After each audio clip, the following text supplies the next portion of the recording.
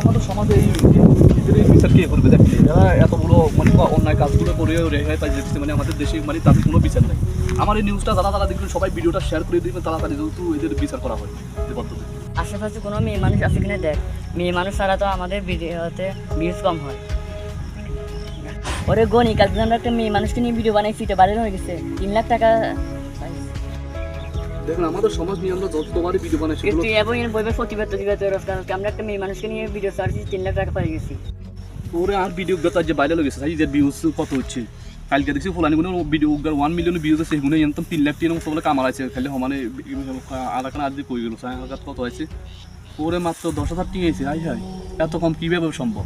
মানে হেদগুলো অশ্লীলতা ছড়াইছে, এগুলোর এত টিয়া হয়ে গেছে। আর আমি এত সুন্দর বালা নিউজ মানে কোনো অশ্লীলতা না ভিডিও বানাচ্ছি, আমার এখানে টাকা কই দেখেন। মানে এখন এগুলো নিয়ে আর ভিডিও বানাচ্ছে না, ছবি হয়ে গেলে বানাতে টাকা খেলাম না চেষ্টা আর কি। মাইকটা খেলা সুন্দর প্রতিবাদ মতিবাদ না এখন তো মায়ের সাই হলো ভিডিও বানালে আর ভালো লাগে খেলা খেলা শুনে দিতে। দেখেন ভাই, আমাদের এই ভিডিওটাতে আমরা বোঝানোর চেষ্টা করেছি। দেখেন আপনি অশ্লীল কিছু করবেন, আপনার ভিডিওর মিলিয়ন উঠবে, আপনার টাকাও হবে। আর আমরা প্রতিবাদী যারা ভিডিও বানাবে তাদের ভিডিওর ভিউজও হবে না, তারা টাকাও পাবে না। এই ভিডিওটা আমরা মানে সেটাই বুঝতে পারছি। মানে এরকম অনেক কন্টেন্ট ক্রিয়েটর আছে, মানে দেখি মানে ভালো ভিডিও বানায়, তাদের ভিডিও কিন্তু মিলিয়ন ভিউজ উঠে কিন্তু টাকা নাই। মানে দেখেন খারাপের সবসময় ফাল্লা বাড়ি, এটাই আমরা বোঝানোর চেষ্টা করেছি এই ভিডিওটাতে।